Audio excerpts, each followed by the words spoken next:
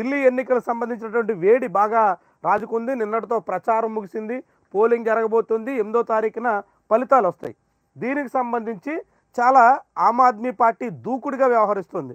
ఈసారి కూడా వరుసగా మూడోసారి విజయం సాధించి ఢిల్లీ అసెంబ్లీలో హ్యాట్రిక్ కొట్టాలని కేజ్రీవాల్ సారథ్యంలోని ఆమ్ ఆద్మీ పార్టీ ఆశిస్తోంది. అయితే ఎట్టి పరిస్థితుల్లోనూ ఆప్కి చెక్ పెట్టాలని బీజేపీ శతవిధాల ప్రయత్నం చేస్తుంది. అందుకు అనేక రకాలుగా చాలామందిని ఉపయోగించే ప్రయత్నం చేస్తుంది. చివరికి తెలుగు ఓటర్ల కోసం చంద్రబాబు నాయుడిని కూడా అక్కడ రంగంలో దింపింది. చంద్రబాబు కూడా ప్రచారం నిర్వహించారు.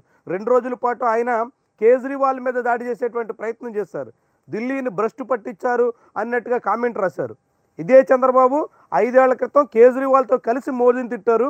ఇప్పుడు మోదీతో కలిసి కేజ్రీవాల్ తిడుతున్నారు. అంటే చంద్రబాబు ఎంత త్వరగా ప్లేటు ఫిరాయించేస్తారో, ఆయన నైజం ఏ రీతిలో ఉంటుందో, ఆయన రాజకీయాలు ఎంత యూటర్న్ తీసుకుని పదే పదే వ్యవహారాలు మారిపోతుంటాయో మరోసారి ఢిల్లీ వేదికగా స్పష్టంగా కనిపిస్తోంది. వాస్తవానికి చంద్రబాబు ఆంధ్రప్రదేశ్లో తన రాజకీయ ప్రయోజనాల కోసం బీజేపీని తిట్టారు, బీజేపీని కలిశారు, బీజేపీతో విభేదించారు, బీజేపీ నేతల్ని వ్యక్తిగతంగాను దూషించారు, అమిత్ షా లాంటి వాళ్ళ మీద రాళ్ల దాడి చేశారు.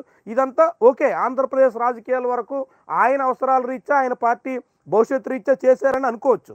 కానీ ఇప్పుడు చంద్రబాబు తనకి సంబంధం లేని ప్రాంతంలో, తన పార్టీ ఉనికే లేనటువంటి చోట ఇప్పుడు రాజకీయంగా పూర్తి యూటర్న్ తీసుకుని కేజ్రీవాల్ మీద విమర్శలు దిగుతున్నారు. చాలా విడ్డూరంగా కనిపిస్తుంది చంద్రబాబు వైఖరి, ఆయన వ్యవహార శైలి, ఆయన రాజకీయాలు ఎంత యథేచ్ఛగా, ఎంత ఇష్టారాజ్యంగా ఉంటాయో, ఎంతగా యూటర్న్ తీసుకుని ఆయన ఎలాంటి రీతిలో నాలుగు మడత పెట్టేస్తారో అని చెప్పేదానికోసం ఇప్పుడు ఢిల్లీ పరిణామాలు సాక్ష్యంగా కనిపిస్తున్నాయి. అలాంటి ఢిల్లీ ఎన్నికల్లో ఈసీ మీద అరవింద్ కేజ్రీవాల్ దాడి ఎక్కుపెట్టారు. ఈసీఐ రిటైర్మెంట్ తర్వాత రాజీవ్ కుమార్కి ఏ పదవి ఇస్తున్నారు? ఎన్నికల కమిషనే రాజకీయాల్లోకి దిగింది, ఎన్నికల కమిషనే రాజకీయాలు చేస్తుంది, ఎన్నికల కమిషన్ స్వయంగా బీజేపీ కోసం ప్రయత్నం చేస్తోంది, ఆప్ని అడ్డుకునే ప్రయత్నంలో ఈసీఐ ఇష్టారాజ్యంగా సాగుతోంది అన్నది కేజ్రీవాల్ ఆరోపణ. అందుకే సిఈసి బీజేపీకి సాగులు పడుతున్నారు. ఎన్నికల్లో బీజేపీ 10% ఓట్లను రిగ్గింగ్ చేయొచ్చు, 15% ఆధిక్యం ఇస్తేనే వాళ్ళ అక్రమాలకు అడ్డుకట్టబడుతుంది. ఆప్ జాతీయ కన్వీనర్ కేజ్రీవాల్ సంచలన ఆరోపణలు.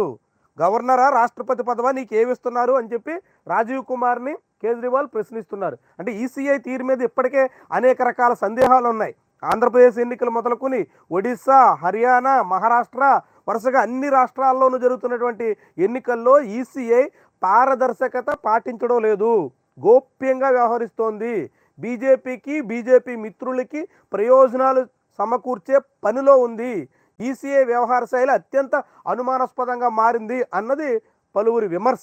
ఇప్పుడు దానికి ఎన్నికల ఫలితాలు కాదు, ఎన్నికలకు ముందే, పోలింగ్ జరగక ముందే కేజ్రీవాల్ అలాంటి విమర్శలు మొదలుపెట్టారు.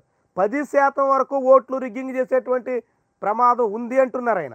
15% పైబడినటువంటి ఓట్ల తేడాన్ని కట్టబెడితేనే గెలిచేదానికి అవకాశం ఉంటుంది. కాబట్టి బీజేపీకి అడ్డు కట్టవేయాలంటే 15% ఓట్లు అదనంగా తెచ్చుకోవాలి అని కేజ్రీవాల్ కామెంట్స్. ఎంత ఆసక్తికరంగా చూడండి.